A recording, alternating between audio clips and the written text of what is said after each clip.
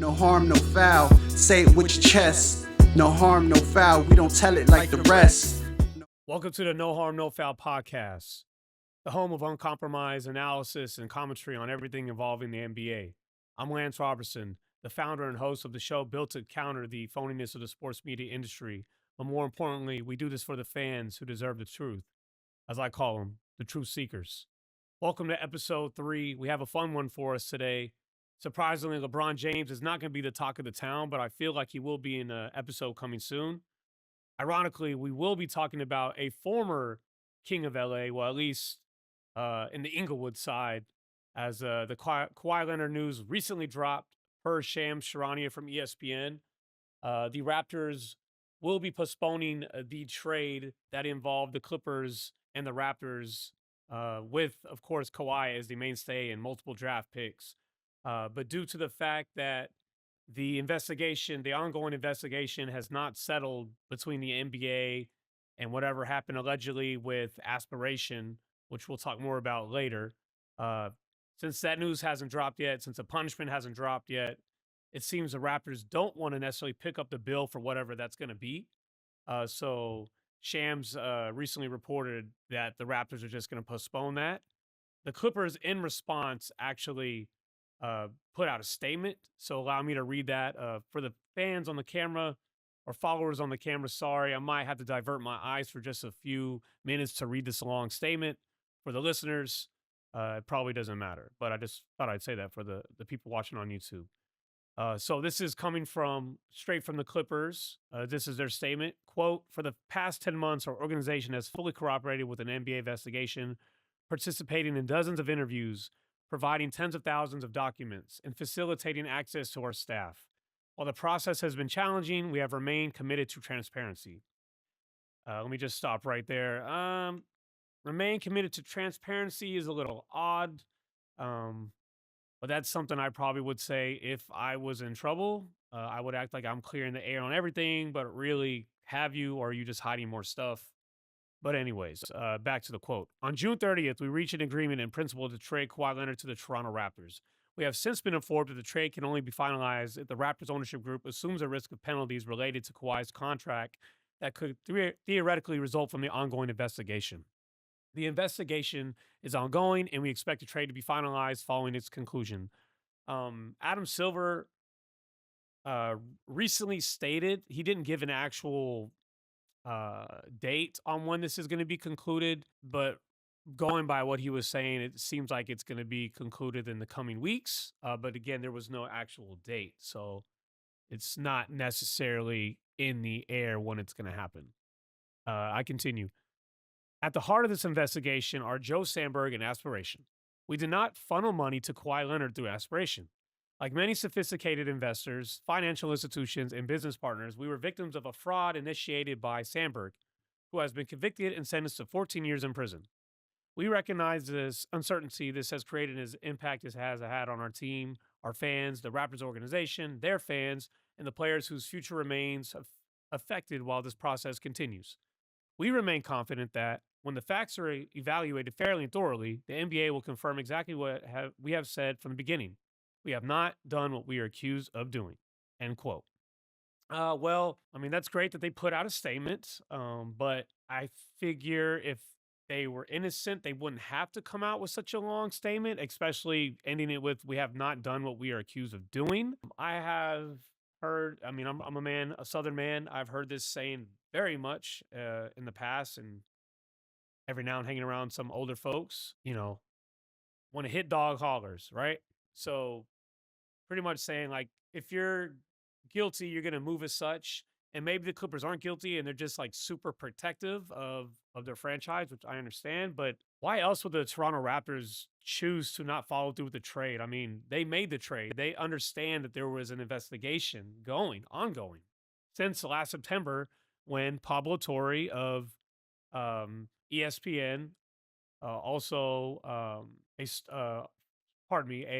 host of the Pablo Torre Finds Out show, where he does a lot of investigative reporting. So the Raptors have known about this investigation, okay? The NBA has been investigating these claims of cap circumvention with Kawhi Leonard, the Clippers, and the Aspiration Company, which has since gone under much fire, which the statement went over uh, there. But the point is, the Raptors definitely heard something through the pipelines, through the grapevine. They wouldn't have just said, you know what, let's not go through with this trade that we made, a week prior, of calling it off essentially, or at least postponing it. They must have heard something. Their top brass must have heard something. So when there's smoke, there's fire. So I don't think the Raptors are just doing this out of nowhere.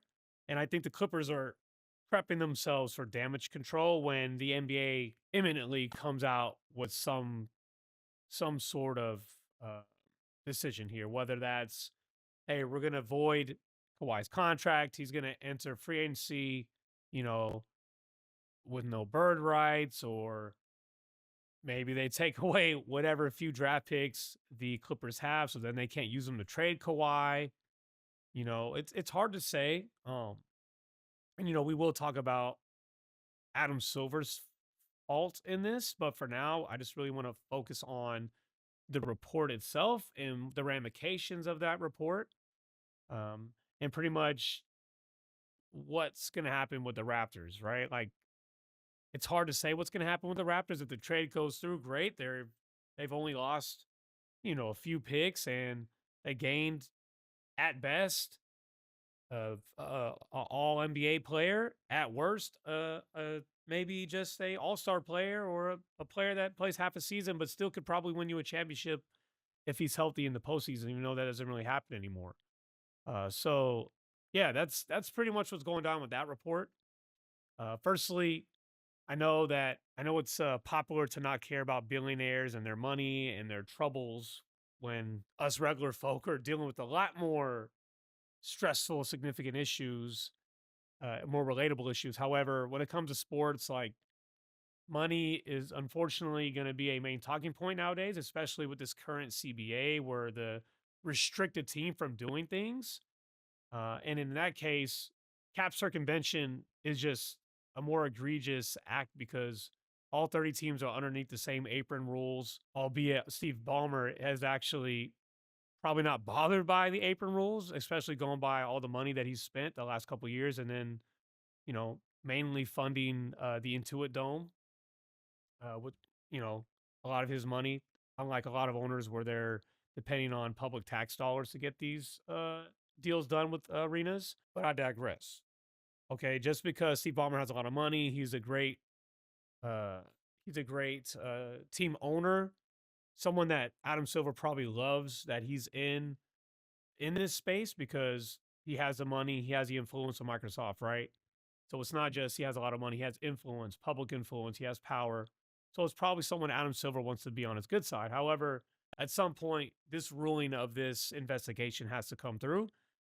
And what's funny is none of this would have happened if it wasn't for Pablo Torre's reporting way back in September 3rd, when he dropped, September 3rd, 2025, when he dropped the episode about the reports that he's found of the $28 million no-show endorsement deal that Kawhi allegedly had with Aspiration, in which included planting trees, which it doesn't seem like Kawhi Leonard planted any trees or did anything to do with that Aspiration venture. But he still got $28 million from Pablo Torre's extensive reporting, which won him a Pulitzer Prize. But if it wasn't for Pablo Torre, Adam Silver wouldn't have known a thing. And if it wasn't from the public pressure of what Pablo Torre's report brought, I don't think Adam Silver still would have responded, you know, because Steve Ballmer is a big deal in the NBA sphere, but also just in American business and overall business internationally. And I'm not going to act like I'm a big expert on that, but I mean, Microsoft is obviously a big deal. And since he's had his hands dipped in there for quite some time, or he had his hands dipped in there quite some time, that's a big deal. But into stuff that I can relate to, anyways, for this show's purpose. Adam Silver definitely dropped the ball there. The decision should have came to a conclusion before the 2026 free agency, so this shouldn't even have been a thing. This should have been nipped in the bud. Silver probably, you know, pause investigations just to get them through the All-Star break, which the Intuit Dome, Steve Ballmer's arena, the All-Star game in 2026 was held there.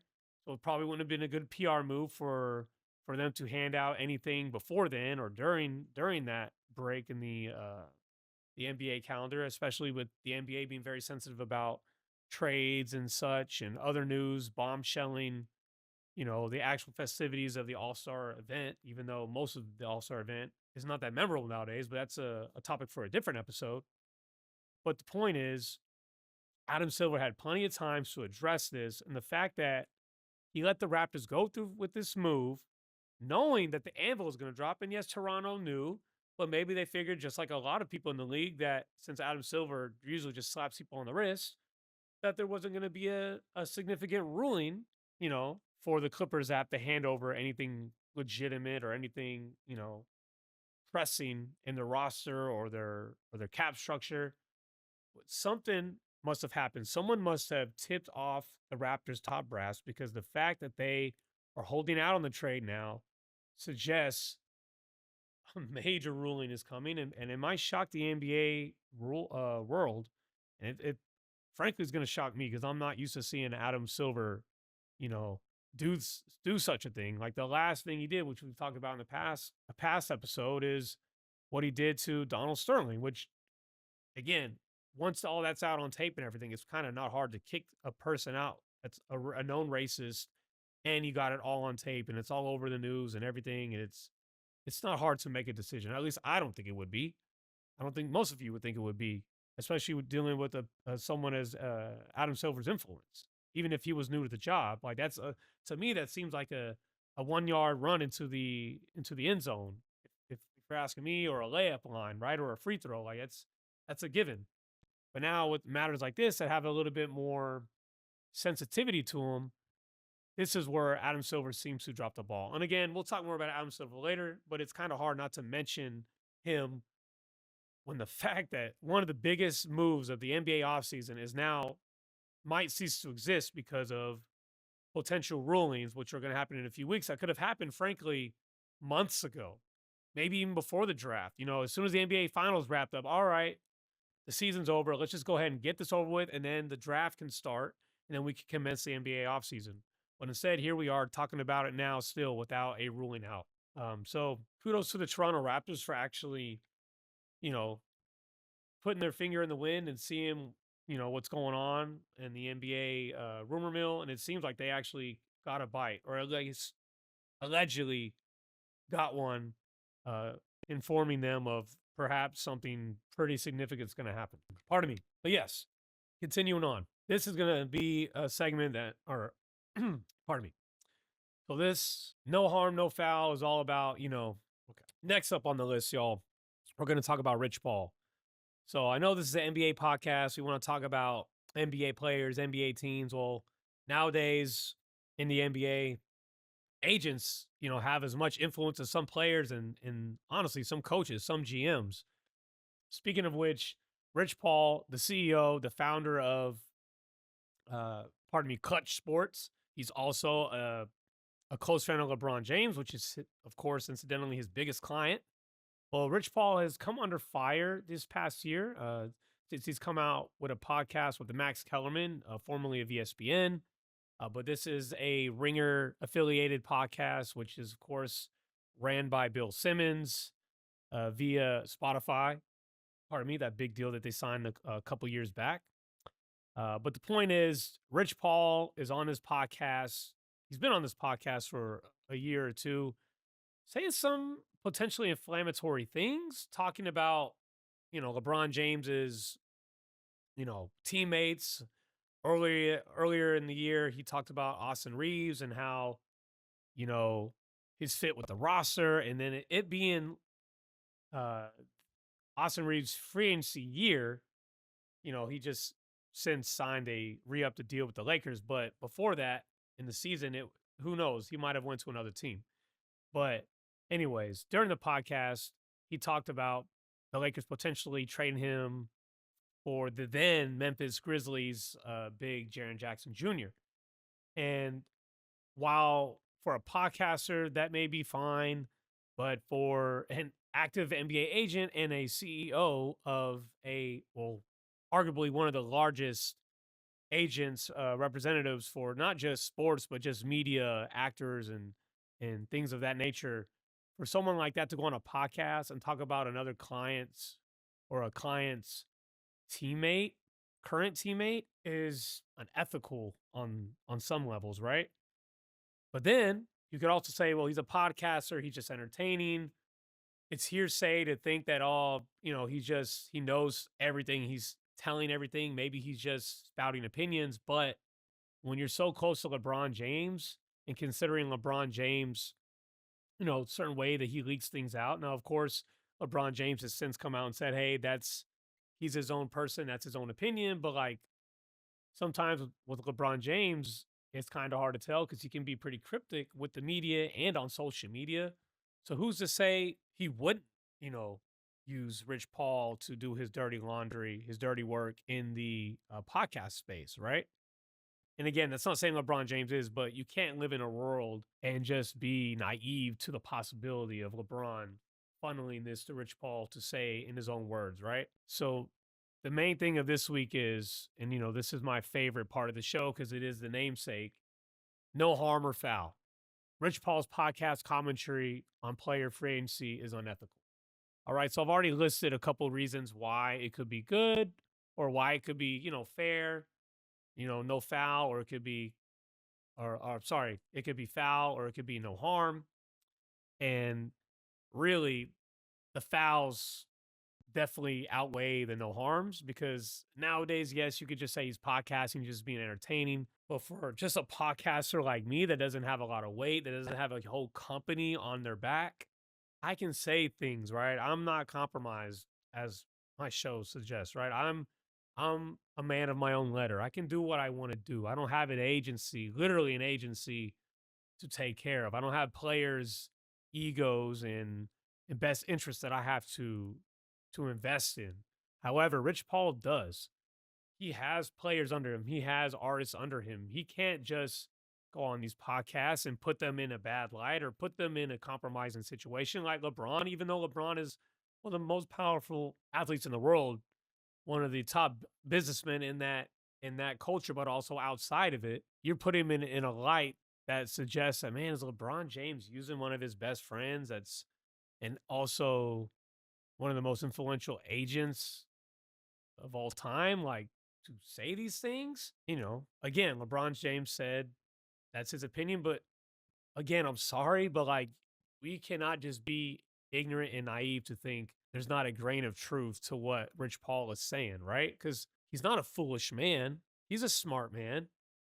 So maybe he is using some of it, leveraging some of it for entertainment purposes. But what if some of it is, hey, I'm trying to get what my client has stated in private that he wants or she wants. So I'm going to use this platform to do so.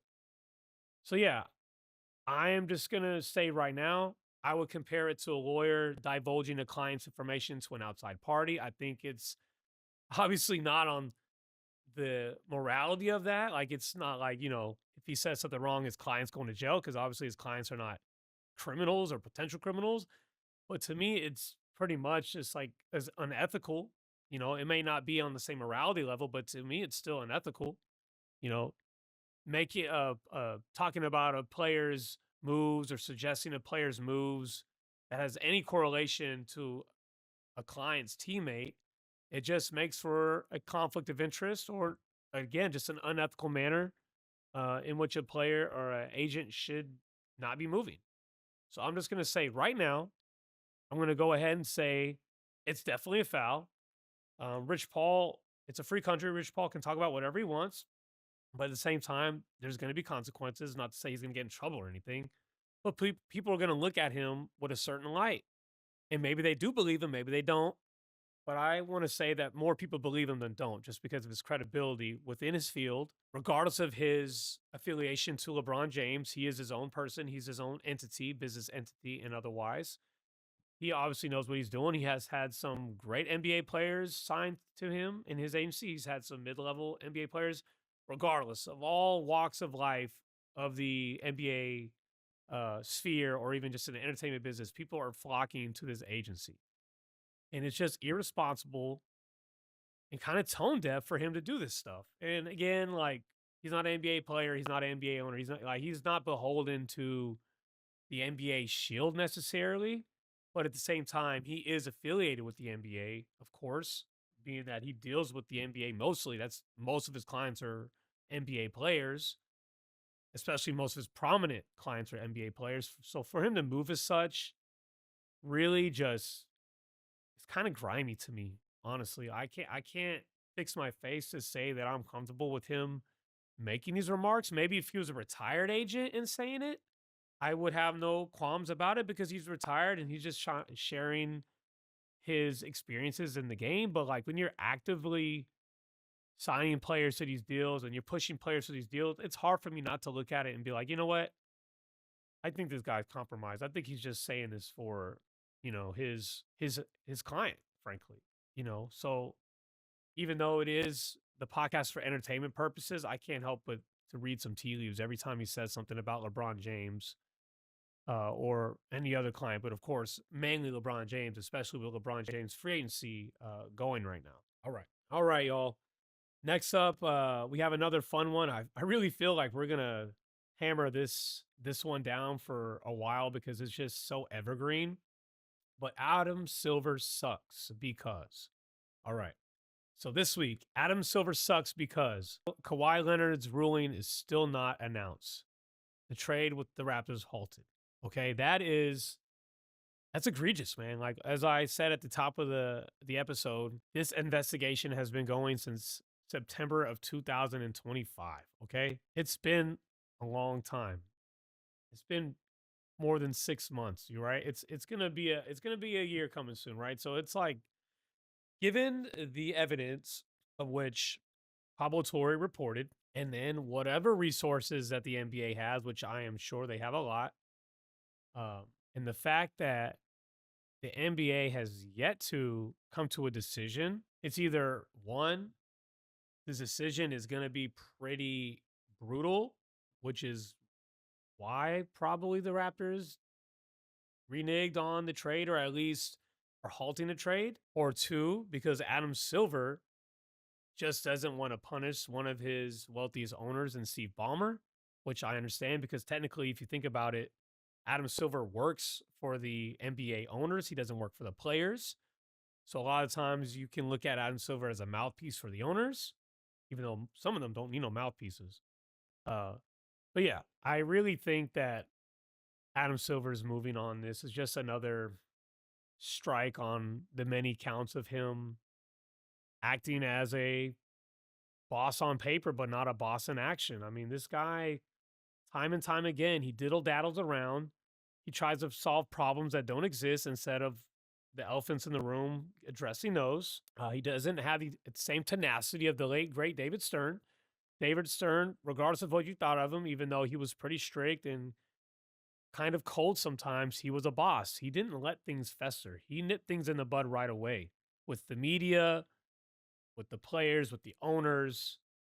And it's not a good look when this was able to boil over into arguably to some people, the best time in the NBA season, which is the offseason. I don't think that, but a lot of people seem to suggest that because that's when a lot of traffic is driven, is during free agency, during the draft, during trade season. And at this point, one of the biggest trades, as I mentioned earlier, in the offseason might not even happen because of Adam Silver just couldn't bang the gavel quick enough.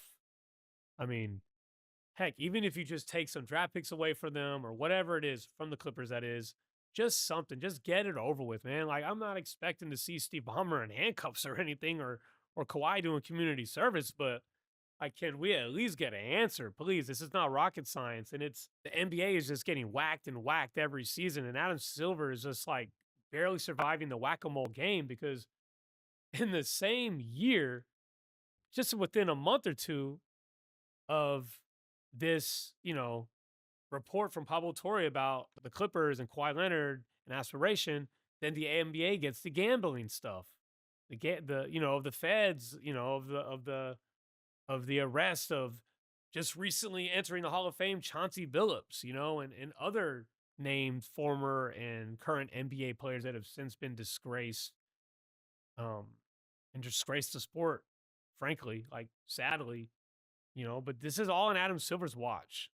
And I don't want to bemoan this too long because I'm telling you, we're going to talk about Adam Silver for quite some time on this show because it's just, I feel like a lot of my former colleagues just didn't want to. And I mean former colleagues, I don't mean like people that I necessarily wrote with on the same staff, but just in the NBA media space, a lot of people just gave him the benefit of the doubt and try to say, "Hey, it's all about circumstance. It's not really his fault." But like, how can you say this isn't his fault? I mean, this was right under his watch. The Pablo Torre investigation was the only reason that he even knew about it, and it didn't seem like the NBA really cared until the public, concern of the matter, uh, seemingly pushed the NBA to care. And for it to still not be addressed, it really suggests that Adam Silver just wanted to wait till the summer was here. But now it seems like, does he want to wait till the summer was over? Because we're already almost into August, and this thing is not. We're in the summer league right now, and this thing is still not taken care of. It's ridiculous. At what point is Adam Silver just gonna be like, you know what, man? Like, I don't care, Bomber, that you're one of the wealthiest owners in sports, and that you helped build a lovely arena, which we just used for All Star event, this past year, but the rules are the rules, and I got to do something, right? But yeah, I mean, again, Adam Silver sucks because Kawhi Leonard's ruling still not announced. So let's just put that out there right now. That is going to be that for this topic. Moving forward, y'all. So I have the prediction of the week. This one's a little fun, a little lighter than the last topic. All right, let's just admit that there. So for this week, my prediction is going to be the Utah Jazz will make the 2027 playoffs. So last year, the Jazz, you know, on paper, they have some decent players, but there's a lot of injuries. They got some intriguing young players. But now, they traded for Jaren Jackson Jr. After his knee surgery, he should be good to go for the regular season. Lauri Markkanen, hopefully he'll be healthy. Keontae George, he's coming into his own. He might be a future All-Star. And then, of course, they have the number 2 pick in the 2026 draft, Darren Peterson, as a very intriguing rookie. So they have a squad. And even Ace Bailey, like he could end up being potentially like a sixth man, or he can be like a decent role player for them, or he could just get traded and the Jazz can stockpile some more draft picks, right? But yeah, they are looking really good. And despite the doubts coming into the NBA draft with Darren Peterson's injury history or allegedly his character for how he handled the NBA season, that he didn't seem to always want to play, that he was more so potentially just looking to save himself rather than his team so he can worry about his draft stock. He has since looked like a straight beast in the NBA Summer League. And again, the NBA Summer League, players do well in, players don't do well in. Like historically, Stephen Curry didn't do well in the Summer League when he went. So it's not a tell-all that if someone's doing well at Summer League, they're going to do great in the NBA, because sometimes it's inverted. But the fact that Darren Peterson just looks just so ready for the NBA, so there's no doubt there. As long as he can stay healthy, he seems to be happy with the Utah Jazz as of now. And after one of his first Summer League games, he even was able to point out some flaws in his game and some things that he could have done better. So maturity-wise, he's already looking more mature than what maybe some scouts thought he was, just because of how he handled himself with injuries or, his stock during the season to stay within the top 2, top 3 projected picks, which at the end of the day, it is a business and you are your most important investment. So you must protect yourself. So I get it, but also it is a team sport. So maybe other scouts are going to look at it otherwise, but at the end of the day, it doesn't really matter. As long as he made it to the NBA, he succeeds. That's all that matters, especially if he succeeds within a team frame, right? And specifically with the Utah Jazz in this case. But, who's to say in Portland, right? They made the playoffs barely as the 7th seed.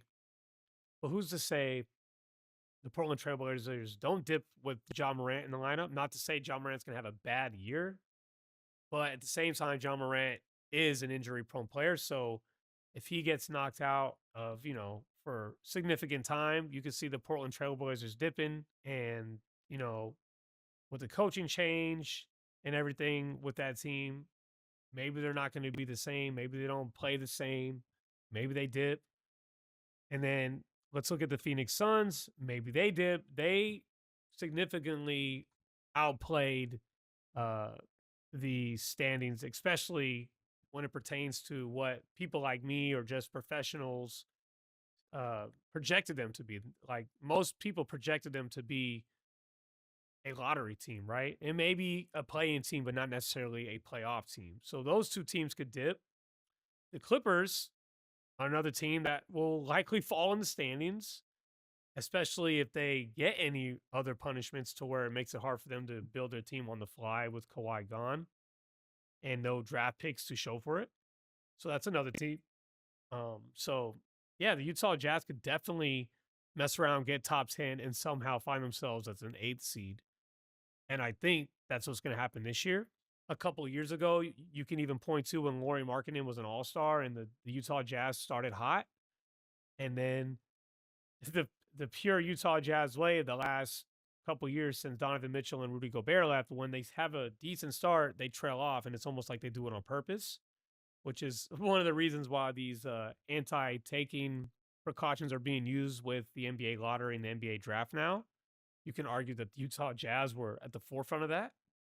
But now they're out of the taking stage, it seems. They have a legit squad.